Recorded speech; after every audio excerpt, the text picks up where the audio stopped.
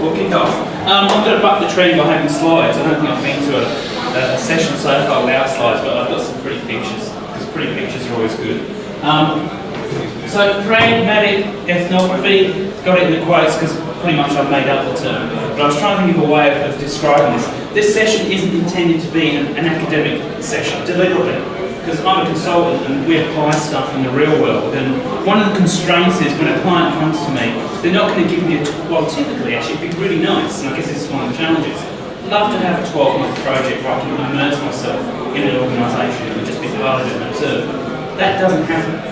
You know, they want me to come in, they want to help with the problem, they want decisions made. So we kind of have to be pragmatic, unfortunately. But there's still a role for ethnography in that process. And actually, I think a really beneficial role, even if it's not the most perfect sort of ideal of applying ethnography to the process. So that's really what I'm going to talk about. And hopefully leave enough time for some discussion and debate. So I'm not going to try and sort of spend 15 minutes defining ethnography. I'm hoping that people are vaguely familiar with the term, okay? But, you know, roughly, what is it? It's a qualitative method, okay? So it's not quantitative, it's not about measuring stuff with numbers, which is the reason for the background slide. You know, we can do statistical analysis, we can run surveys, we can look at data, and we can work out the average, for example, but that may not actually match reality on the ground. So we want to go into to generate a different perspective. It's immersive data collection. So, you know, the sort of layman's term is it's done in the field. You go out to a situation, you immerse yourself in it, not just observing, but you actually become, ideally, part of that environment. From a pragmatic point of view as well, it's neither academic or exclusive. I sort of tagged my presentation sort of UX, you know, user experience design, tagged it with service design. I think there's a lot of people that are grabbing buzzwords, attaching themselves to it, saying, you know, we are the ones who know what user experience design is.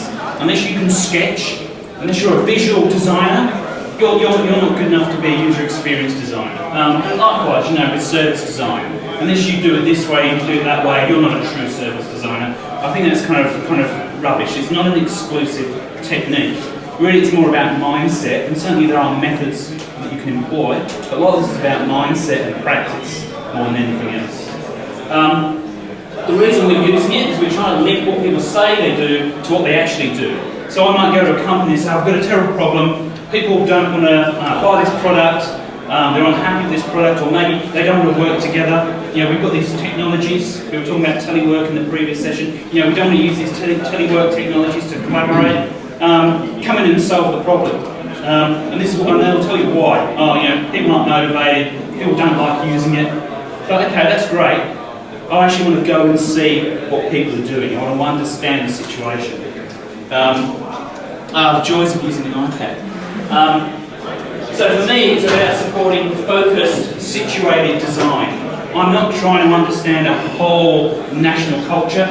I'm not going out to a lost tribe in New Guinea and trying to understand them. I'm going into a business situation. I want to understand some specific problems so I can design situated solutions. So I hope there's not too many buzzwords in that. Any questions to get us started? No?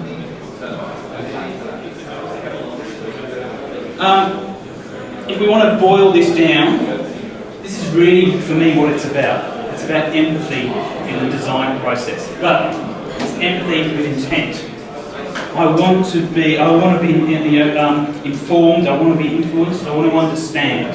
So there's that difference between what I'm being told, and I might be given a stack of reports to read, the strategy document, the latest employee engagement survey, the latest sales data. I want to go out and really understand what's happening with the different stakeholders, the different, to use from Edward's talk, those social actors. I want to understand them, what's going on in their heads.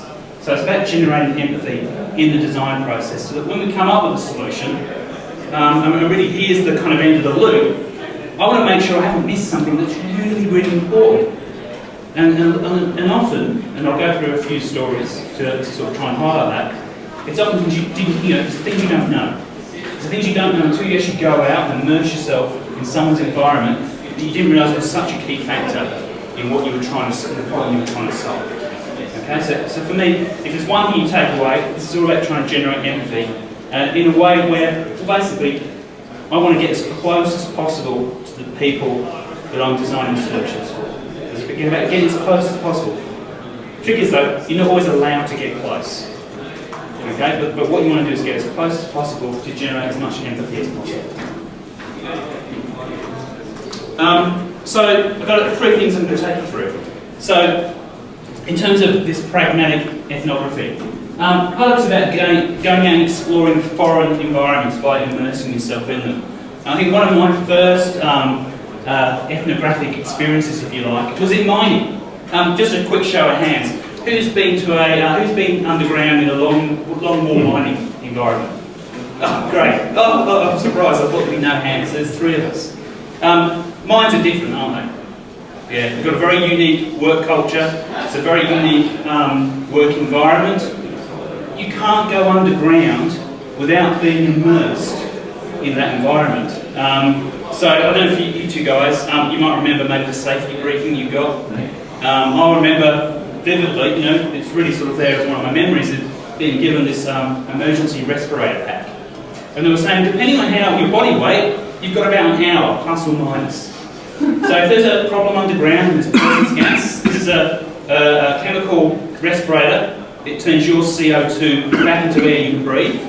But again, the bigger person, you're going to use that chemical up faster than the smaller person. But you know, I remember going, they tell you that there's a rope with some little cones, and they show you the direction to the exit. And I couldn't remember, is it the cone, is it the smaller end that goes out, or am I following it that way so my hand bumps over? And I'm down there for 5 hours going, God, if there's a problem, I can't remember how to get out. Okay?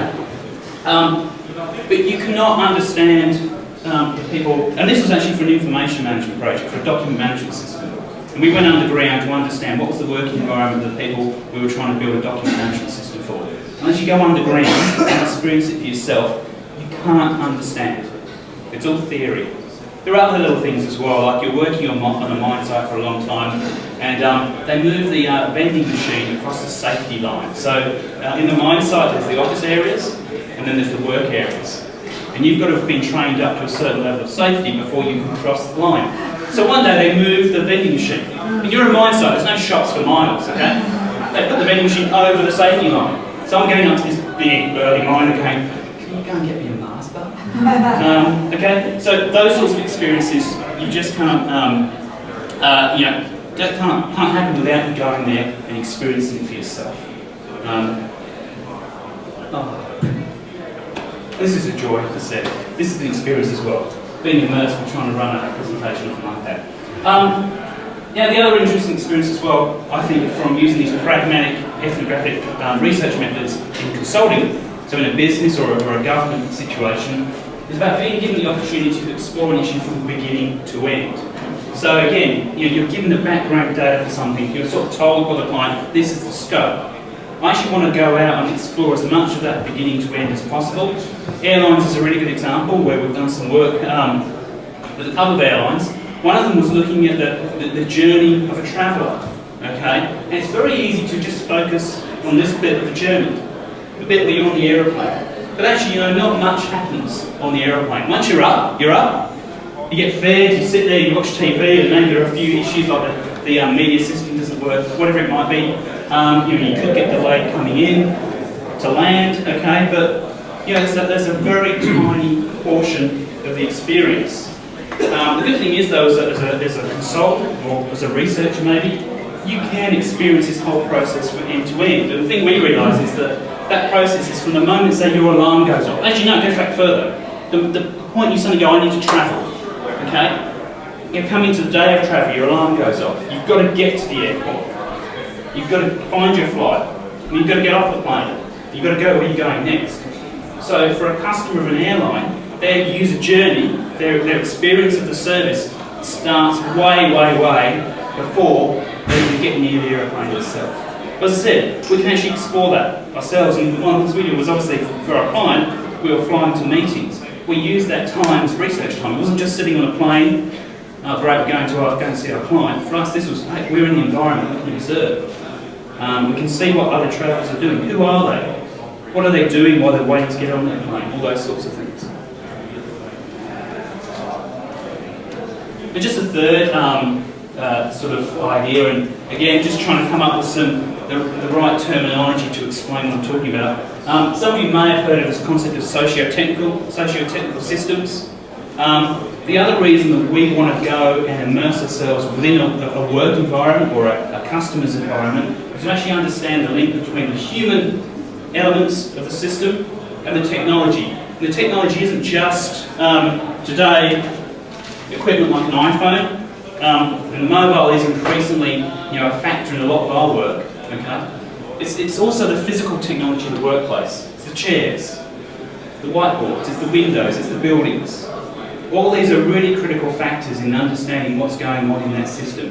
Why people do certain things, why certain things don't work, what are the opportunities for improvement. In fact, what are some of the things that are the niggly little problems that get in the way of people doing something? What is it we can see in this environment by being part of it and watching and observing that might give us some ideas? In one situation, and it was a really good client who understood the need for us to go and actually immerse ourselves in their environment. And they're in the tourism industry. We got shown around the site for half a day. We got to meet different teams, talk to managers, people just within their teams. But we got to poke around and nose around and actually explore the place. And there were little things like finding, similar to this situation, notice boards.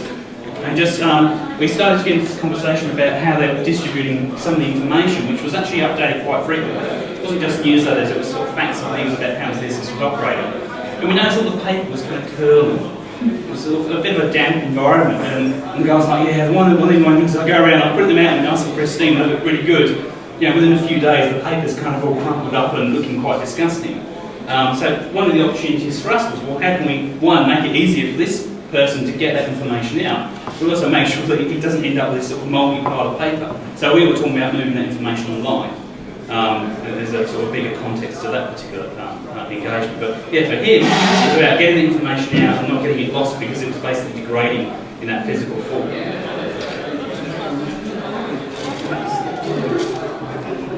So if this will stay on the screen for long enough, get it to show up.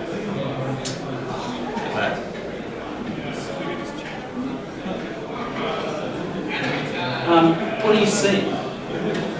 What do you see in this scene? Headaches. No people. No people. Yeah, often it's what don't you see. It's important as much as what you see. There's one There's a lot of paper stacked up on the left. Yeah. Things that interest me. Tiny little screen there. This person's got a big screen. What's going on? Is that because they're more senior? What kind of work do they do that requires a bigger screen? Well, this guy, they would like a bigger screen. Sorry? Someone's stolen the big screen. Yeah, someone. Mate, well, look, don't laugh on the mine site. You don't leave anything. Okay? It won't be there the next The day. more important person is next to the window. Yeah. So we're trying to understand what's going on in an environment like that. And I think it's a good question. Why is there no one here? What time of day is this? Are they coming and going? Or is it just the fact this is a hot, dusty environment? So for me, getting out and immersing myself, actually, even if I'm not immersed in a true ethnographic way, getting out and observing with people and without people informs so much about what we're trying to design. And it's just critical that we get out and actually touch and feel some of this stuff for ourselves.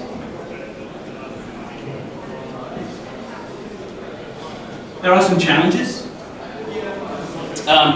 One is selling benefits. As I said at the beginning, clients have a problem. They employ me to come in and solve that problem or make a decision or whatever it might be. And I say to them, look, I'd really like to spend a few months just sort of hanging around.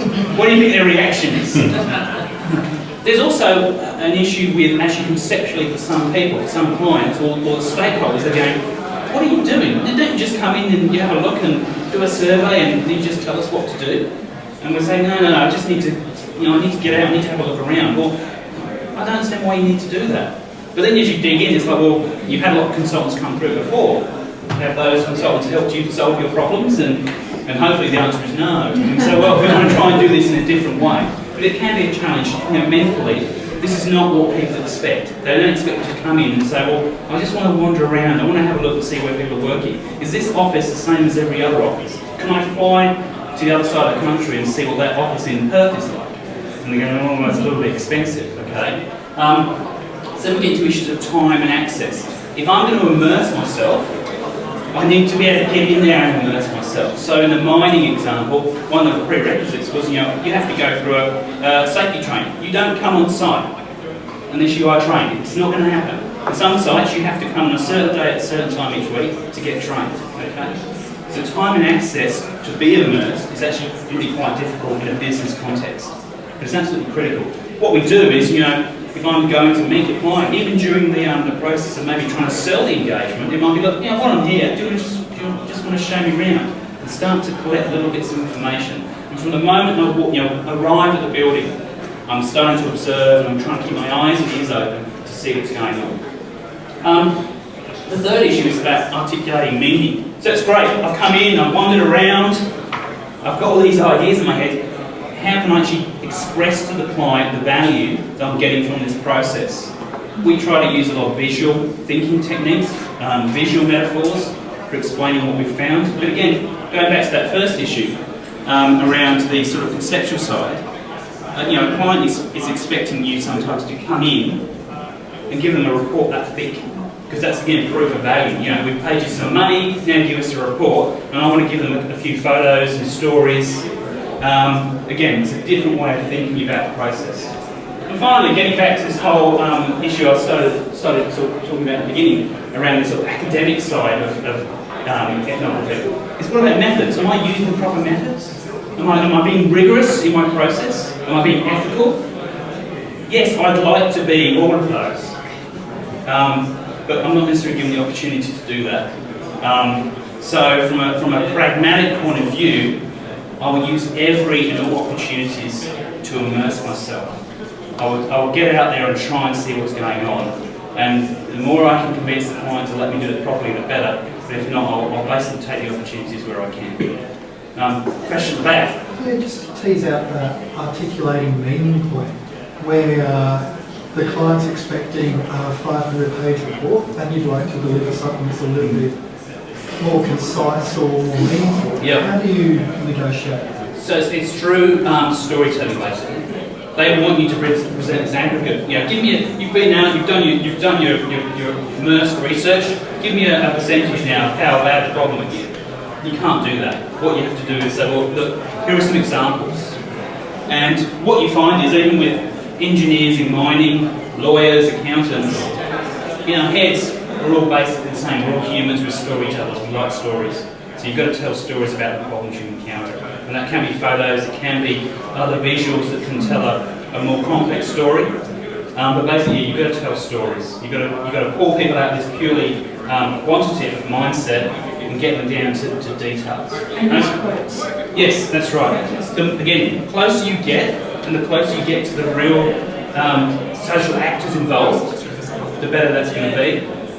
We also use other workshop techniques to try and validate what we've observed, to actually get more of that input from different stakeholders as well. So I guess some of my methods come out of user-centered design, user experience design. So we use personas a fair bit, at least at the very beginning, in terms of trying to validate what we've observed with getting more input from different stakeholders within the organisation. But yeah, again, fundamentals that's very specific.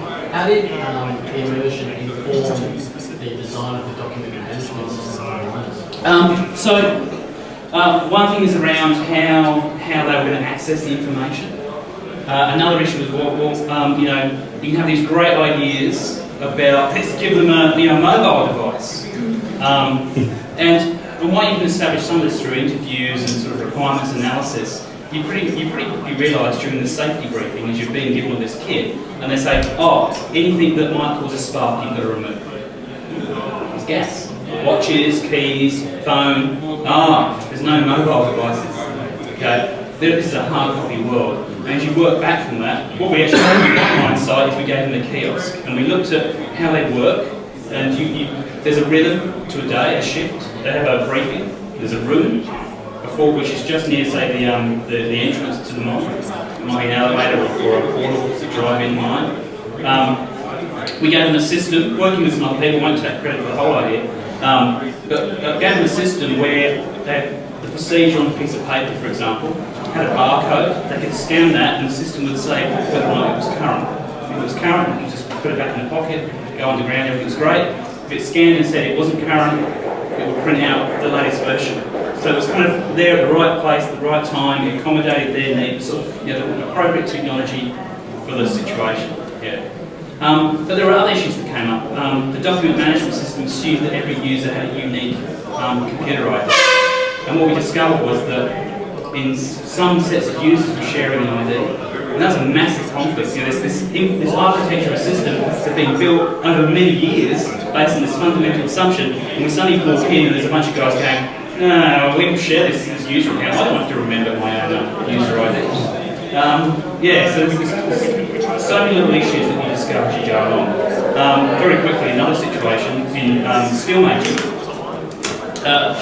This company spent a lot of money implementing a business intelligence system, so like a reporting system for numbers. A couple of years later, millions of dollars, and they said, oh, we've shown it to the execs and they don't want to use it. Why? Well, we found out, since this is 2 years on, they like the Excel reports of the old system because when you print them, it resizes automatically to the size of the paper. The new business intelligence system won't do that. You have to manually scale the graphs, and they're refusing to use it. That one tiny problem blocks the rollout of that tool. Okay, what we also found out is they were trying to maintain information integrity, people were filling the numbers. But they fell over at one usability issue, that if they applied a more ethnographic approach to their user requirements, they would have known at the very beginning. So this stuff can actually have a big impact, but it's really hard to sell to them. Any other questions until we get shut down? No? Any from the academic side of the room? I really like it. I wish I got down into my end of that end of the world. But you're really doing it where the action is. Yeah. That's But I look at the academic side and I'm really jealous. Because it's like, I hear about projects that, in one case, it was actually a sort of combination of government sponsored, so it was more towards the academic side, and they embedded people for 6 months on housing estate to understand some of the social issues. Wow, I love that. I just met time from design guide, which is a pilot set up by to use design thinking to tackle some really big complex problems across all portfolio sectors. And the first question we're dealing with is how can we dramatically improve business and government interaction? We're doing ethnography as part of that. It took us quite a while to get the step trees to actually understand what we're trying to do. And it took us 2 goes, but now we're testing it. And that point about empathy actually is kind of a segue into, from a design thinking methodology point of view, that's kind of the entry point. So and it's hard to sell. Because they want a definite output. They want to measure. That's right. They want a sort of solution from the outset. I don't know what I don't know, and they don't like that as well. It's like, you're the consultant. You should better come in and just tell me. Okay. Well, you can find me online if you want to talk further.